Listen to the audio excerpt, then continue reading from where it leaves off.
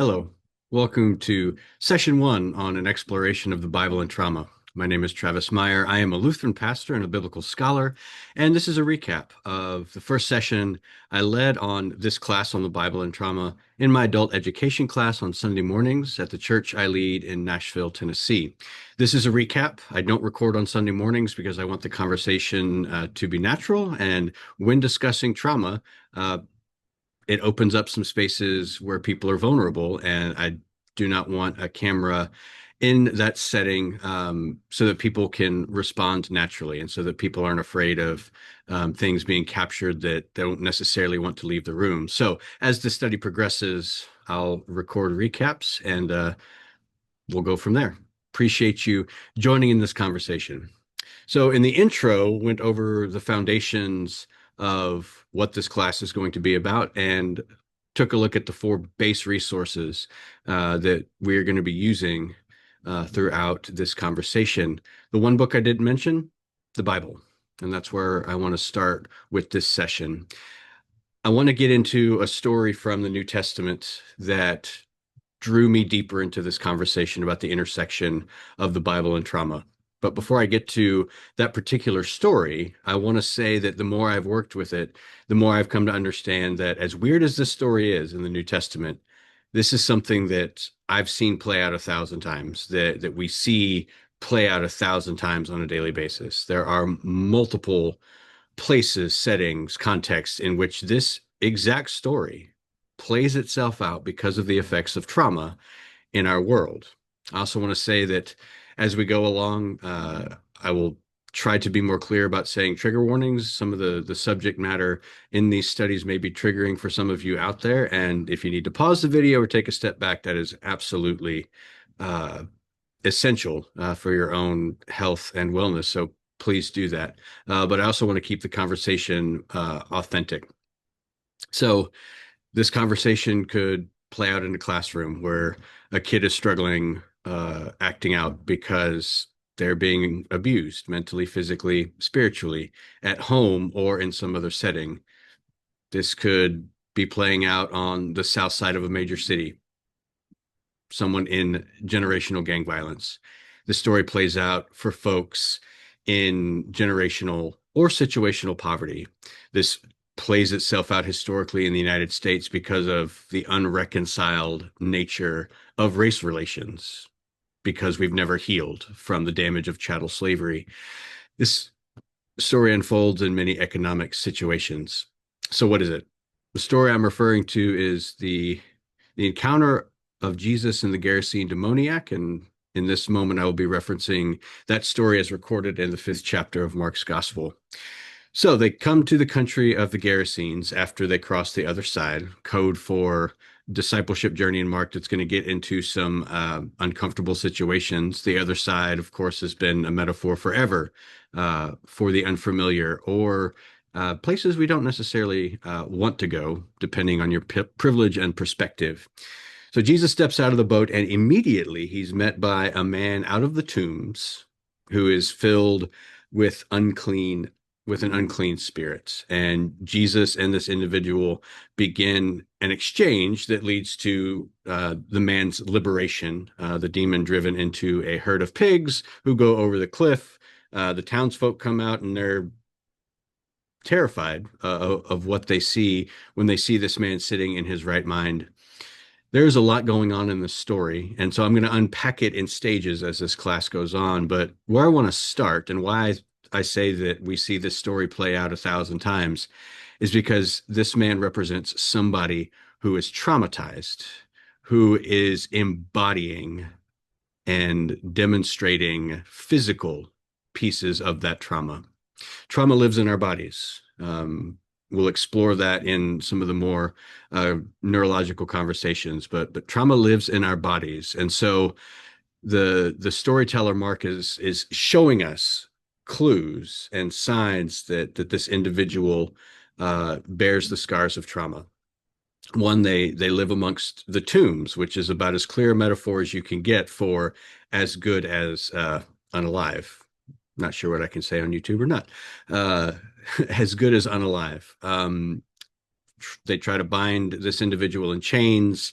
This individual breaks those chains, is howling, screaming amongst the tombs and on the mountaintops, cannot be contained. So disruptive self-harm, living in a place where you're as good as unalive, all of these things to me represent different aspects of what trauma can do to people in abusive situations. In big T traumas like PTSD, historically, that is an allusion to folks who have gone through combat of some sort.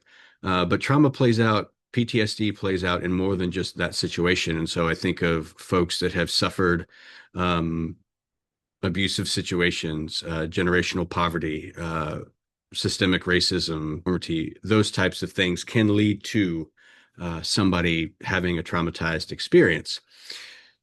That traumatized experience comes from someone feeling unsafe, comes from someone having their dignity taken away. And those are all pieces addressed by Stacey Haynes in her lovely book, The Politics of Trauma, which was one of the ones I referenced in the introductory video.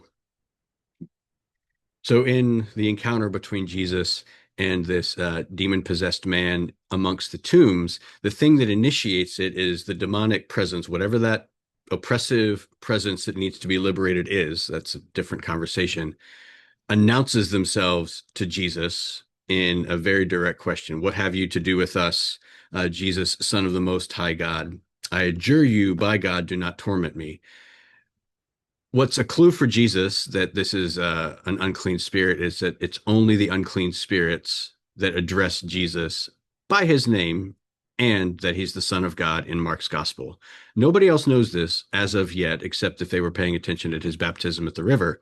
But it's only the unclean spirits that address Jesus by his name and by his identity. So Jesus knows it's an unclean spirit and demands that it is cast out. When that doesn't work, Jesus doesn't make any assumptions.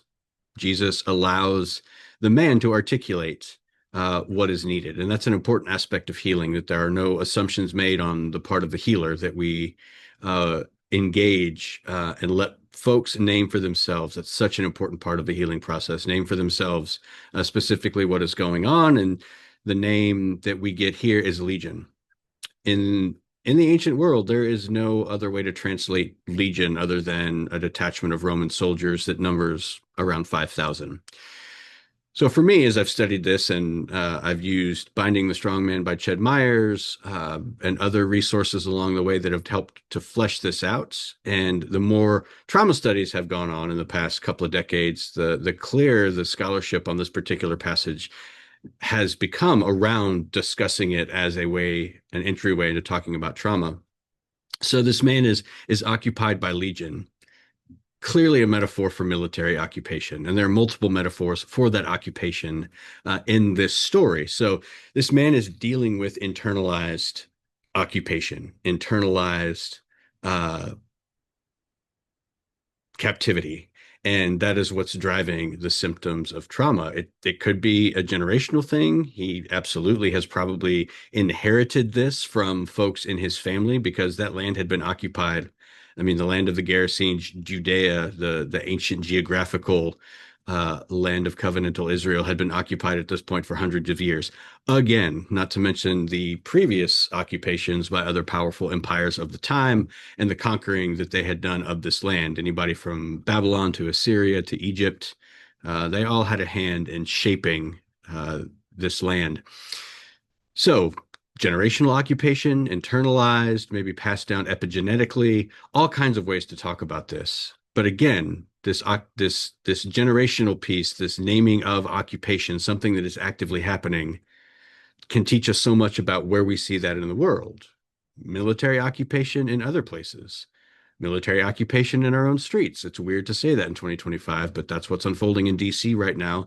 And I guarantee you the presence of the National Guard in communities in the United States is traumatizing people because it's either triggering something in them that they've already experienced that is bringing up these feelings, or it's going to traumatize a generation of folks because military occupation does not belong in a civilized society. I don't feel like that's a controversial statement, but unfortunately, it is in our given date and time. So that's the first step of the story. Jesus encounters the one who is demonstrating signs of trauma, symptoms of a traumatic experience ongoing, or a singular experience. In this case, I doubt it's a singular experience. The encounter leads to the individual naming what's going on. Again, that's important. And then the name reveals the source. So, what's the source of this trauma? Military occupation. Cycles of abuse, cycles of poverty, cycles of racism, insert whatever one you want into that particular equation. So we'll talk about in future episodes the healing of the man and what that does, and the healed individual's encounter with the townsfolk, because that's the big next step. Um, where we can see ourselves either in the folks that come and see the man who is healed. We might be the individual who has themselves been healed by somebody. We might be observers that see healing can take place, but there's some opposition from folks or some hesitation on the part of the one who needs healing, because ultimately healing can be a scary thing. Folks, particularly in situations of generational trauma, um, healing is scary because trauma becomes normative, and we'll talk about that um, further down the study. I realize I'm saying that a lot, but got to set up somewhere, and these conversations kind of loop and layer over each other.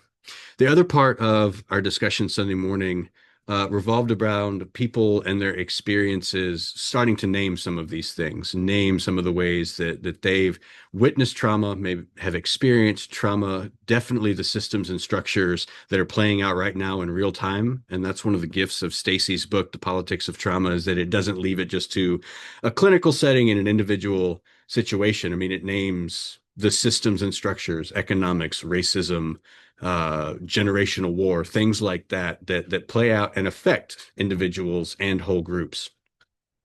And then the part that we get into that will be the subject of the next video is the approach to healing. And that's a cycle that Stacy brings up in her book in 5 stages. And we took a look at that first one around identity and what we inherit as our identity. So that'll be the subject of the next video. Again, the Bible story that for me generated most of this conversation as I taught it again a couple of years ago to a group of leaders around a study of Mark that I did. Conversations about the Gerasene demoniac in Mark 5 led me down the rabbit trails of trauma-informed studies that brought this moment together.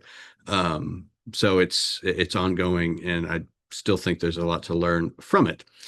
Before I close, it's interesting that this particular passage, Mark 5, has not been referenced in any literature that I've read about the intersections of Bible and trauma, which is weird to me because this one seems like such a clear entryway. There are other stories in the Old Testament that get used over and over again, but I haven't encountered this one, which I find interesting. May just not have found that particular book yet. But anyway, again, thanks for joining in on this, and look for the next session soon. Thanks.